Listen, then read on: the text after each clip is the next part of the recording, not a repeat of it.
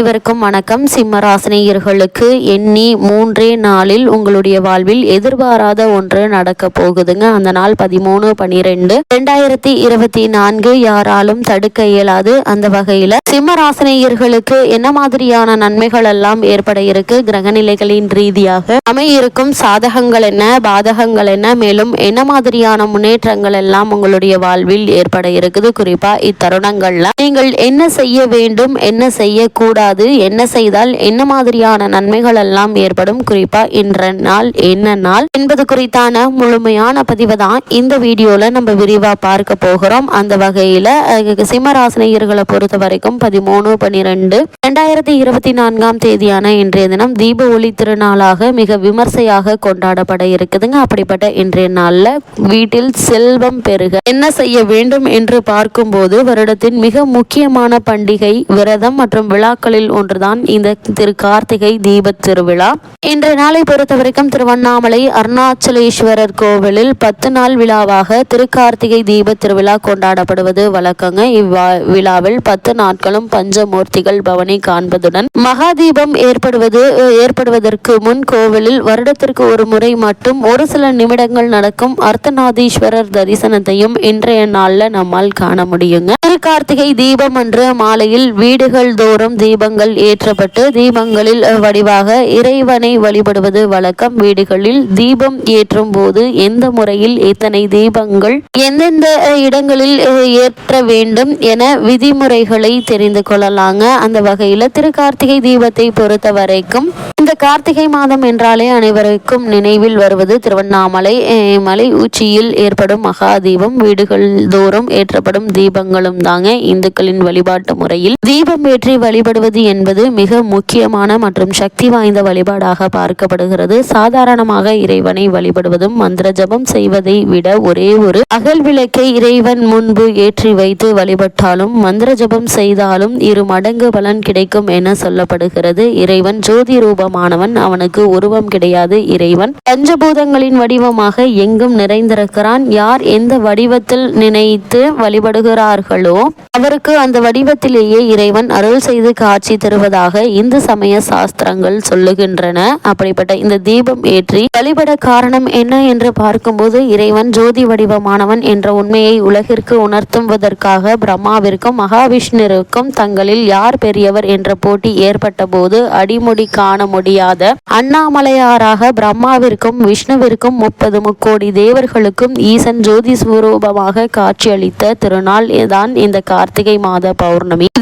இதை போற்றும் விதமாகவே இந்த நாளில் திருக்கார்த்திகை தீப திருநாள் கொண்டாடப்படுகிறது. அதேபோல் மகாவிஷ்ணு உலகை காப்பதற்காக ஜோதி வடிவமாக தோன்றியதும் கார்த்திகை மாதத்தில் தான் என்பதால் அதன் நினைவாக வைணவ தலங்களில் பஞ்சராத்திர தீபம் ஏற்றி வழிபடப்படுகிறது. அது மட்டுமில்லாமல் இந்த கார்த்திகை தீபத்தை பொறுத்த வரைக்கும் இந்த ஆண்டு எப்போது கொண்டாடப்படுகிறது என்று பார்க்கும்போது கார்த்திகை தீப திருநாள் என்று திருவண்ணாமலை அருணாச்சலேஸ்வரர் கோவிலுக்கு பின்புறம் உள்ள அண்ணாமலையின் உச்சியில் மகா தீபம் ஏற்றப்பட்ட பிறகு அதனை தரிசித்துவிட்டு மாலை 6 மணிக்கு பிறகு வீடுகளில் தீபம் ஏற்றி வழிபடுவது வழக்கம். அதாவது திருவண்ணாமலையில் ஜோதி வடிவமாக காட்சி தந்த சிவபெருமான் நம்முடைய வீடுகளிலும் எழுந்தருளி நமக்கு அருள் செய்ய வேண்டும் என்பதற்காக வீடுகளிலும் விளக்கேற்றம் வழக்கம் உள்ளது. இந்த ஆண்டு கார்த்திகை தீப திருநாள் டிசம்பர் 13ஆம் தேதி, அதாவது கார்த்திகை 12ஆம் தேதி வெள்ளிக்கிழமை வருகிறது. கார்த்திகை மாதத்தில் வரும் கார்த்திகை நட்சத்திரம் அன்றே திருக்கார்த்திகை தீப திருநாள் கொண்டாடப்படும். அன்றைய தினம் காலை 6:51 மணிக்கு துவங்கி டிசம்பர் 14ஆம் தேதி காலை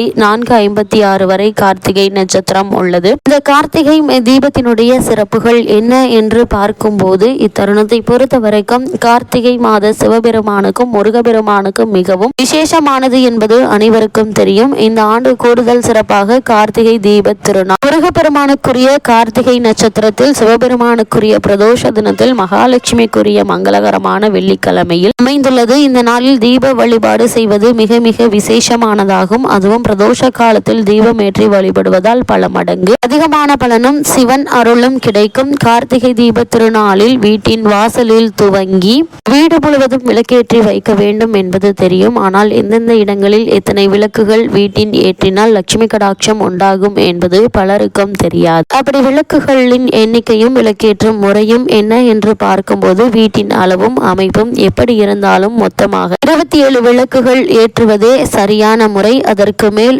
விருப்பம் போல் அதிகபட்சம் 100 விளக்குகள் வரை ஏற்றலாம். ஆனால் குறைந்தபட்சம் 27 விளக்குகள் கண்டிப்பாக ஏற்ற வேண்டும். இந்த எண்ணிக்கை 27 நட்சத்திரங்களை குறிப்பதாகும். மண் அகல் விளக்கில் நல்லெண்ணெய் அல்லது பஞ்சக்கூட்டு எண்ணெய் இட்டு பஞ்சத்திரியால் விளக்கேற்ற வேண்டும். குறைந்தபட்சம் ஒரே ஒரு விளக்காவது நெய் தீபமாக ஏற்ற வேண்டும். இந்த நெய் தீபத்தை பூஜை அறையில் உள்ள சாமி படத்திற்கு முன் ஏற்றுவது சிறப்பு. ஒரு முறை விளக்கேற்றிய பிறகு அதை அடிக்கடி தூண்டிவிடவோ அல்லது எண்ணெய் ஊற்றி கொண்டு இருக்கக்கூடாது. அது தானாக குளிரும் வரை அப்படியே விட்டுவிட வேண்டும். அகல் விளக்காக இருந்தாலும் வெறும் தரையில் வைக்கக்கூடாது. வாழை, அரசு, செம்பருத்தி, வெற்றிலை என சுபிட்சத்தை தரும் ஏதாவது ஒரு இலை மீது வைத்துதான் ஏற்ற வேண்டும். முதலில் வாசலின் கோலத்தின் மீது வைத்த விளக்கு, பிறகு நிலைவாசலில் வைத்த விளக்கை ஏற்ற வேண்டும். அங்கிருந்து ஒரு அகல் விளக்கை எடுத்து வந்து வீட்டின் பூஜை அறையில் விளக்கேற்றி விட்டு அதற்கு பிறகுதான் மற்ற இடங்களில் விளக்கேற்ற வேண்டும். அதேபோல் எந்தெந்த இடத்தில் எத்தனை விளக்குகள் வைக்க வேண்டும் என்று பார்க்கும்போது வாசல் கோலத்தின் மீது 5 விளக்குகள்,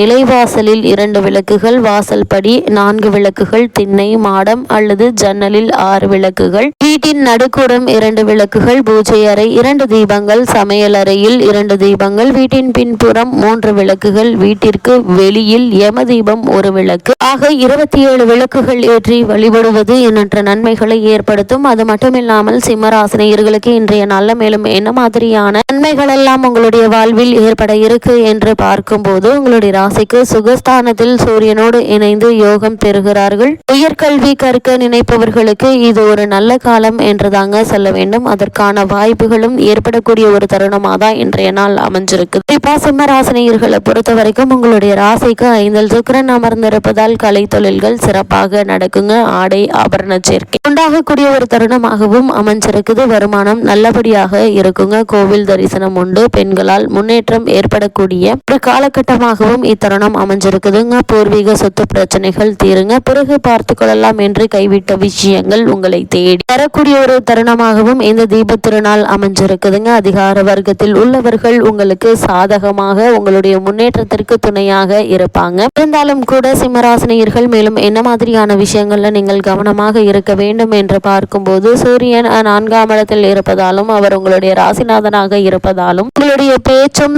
செயலும் தேவையற்ற விரோதங்களை வரவழைக்கும் என்பதால் கவனமாக இருக்க வேண்டுங்க. குறிப்பா உடல் நல பிரச்சனைகள் ஏற்படக்கூடும். கலைஞர்களுக்கு வாய்ப்புகள் கிடைக்கும் என்றாலும் கூட அது கடைசி நேரத்தில் கை நழுவி செல்வதற்கான வாய்ப்புகள் இருக்கு. அதனால் அதிக கவனத்தோடு இருப்பது மிக மிக அவசியங்க. சிம்மராசினியர்களுக்கு இத்தருணங்கள்ல கிரகநிலைகளின் ரீதியாக கூறப்படும் பரிகாரம் என்ன என்று பார்க்கும்போது வீட்டில் அகல் விளக்குகள் ஏற்றி இறைவனை வழிபடுவது எண்ணற்ற நன்மைகளை உங்களுடைய வாழ்வில் ஏற்படுத்தும்.